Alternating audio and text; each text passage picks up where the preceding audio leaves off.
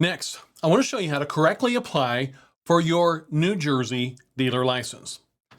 Your dealer license application documents must be completed in their entirety. They must be completed truthfully for each owner or partner.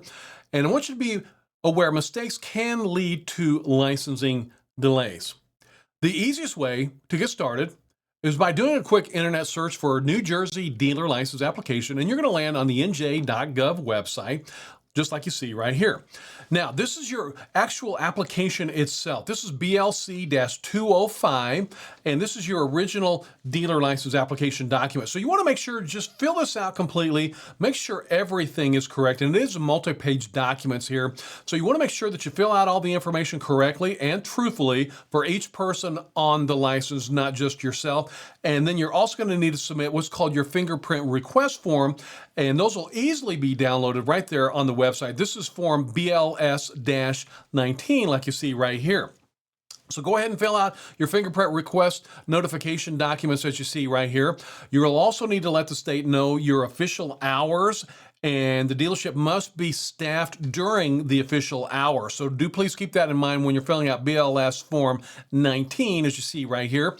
And then here's your dealer signature form, which is BLS 20, and you'll just complete these documents. And I do want you to be aware that you are going to have to take this municipal approval form into your local city hall, or maybe your county courthouse if you're in one of the rural areas of the state. This is BLS-163. So you are going to have to take this form in and have somebody from the zoning office in your city hall or county sign this, and this shows the state of New Jersey that your location is zoned to have a dealer's license. So this is a mandatory form in that dealer license application packet.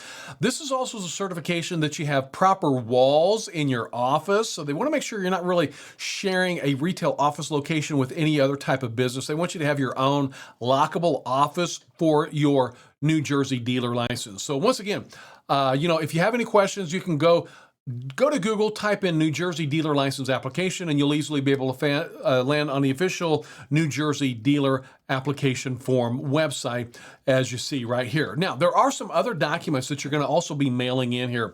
You're going to be mailing in your application for dealer license. That's that Form 205. Also, there's a form called your application information, which is BLC 205. Child support form that shows if you owe any child support, and that fingerprint notification form as well, the hours, and then your municipal approval certificate, and then also the BLS 158 that shows that you do have proper walls, okay, in your office. So like I said, they want to make sure that you're not sharing your office with another licensed dealer or another business. Okay, so all those forms will be automatically downloaded, and you can print those up for your records.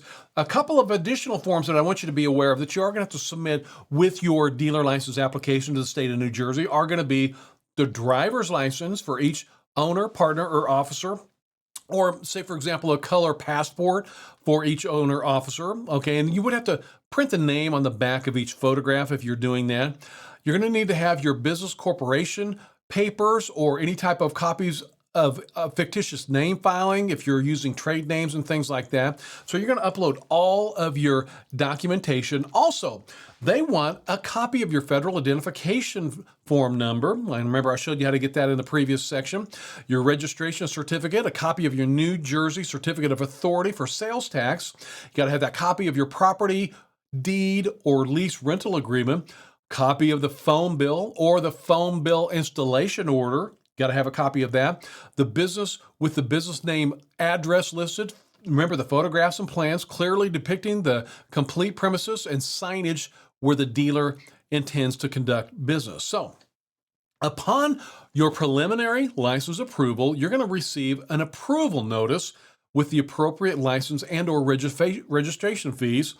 And on the approval notice, you'll need to get your show that you have that $10,000 bond. Okay, so once you get the approval notice, you'll submit your $10,000 original surety bond. Remember, you must also have the certificate of the attached authorities. Remember that I talked about a little bit. Power of attorney, that's the word I'm looking for, the attached power of attorney. So you're also going to need at that time to submit your original certificate of liability. So I want to let you know chronologically, you're going to submit all the paperwork that I showed you just a moment ago, and upon your preliminary license approval, you're going to receive an approval notice from the state, and at that time, you submit your original bond with the attached power of attorney, copies are not acceptable, and your original certificate of insurance. Okay, so that's kind of chronologically that you'll need to be aware of the process right there.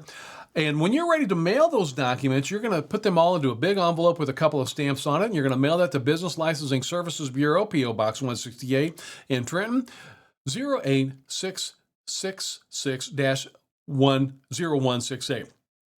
If you have any questions whatsoever about obtaining your New Jersey license, or actually the application process, I found a phone number for you, and I had to dig pretty deep into the state's websites to find this, but you can contact the New Jersey Motor Vehicle Commission at 609-292-6500, extension 5014. And then you also see the pretty long email address you have there, MVCBLS processing at mvc.nj.gov. That stands for Motor Vehicle Commission. I want you to be very, very aware that once you get your dealer's license from the state, the law is very clear. Your dealer license must be displayed prominently. So you're going to work really hard to get your New Jersey dealer license. When it comes in the mail, you want to make sure it's displayed prominently. You don't put it in the back of some desk drawer or vault or a file cabinet. The law is very clear. All New Jersey dealer licenses must be displayed prominently. So frame that thing and put it on the wall so all your customers can see it. I know you're going to be super proud of it when you see it. The state law in New Jersey is very clear. Dealer licenses must be displayed prominently.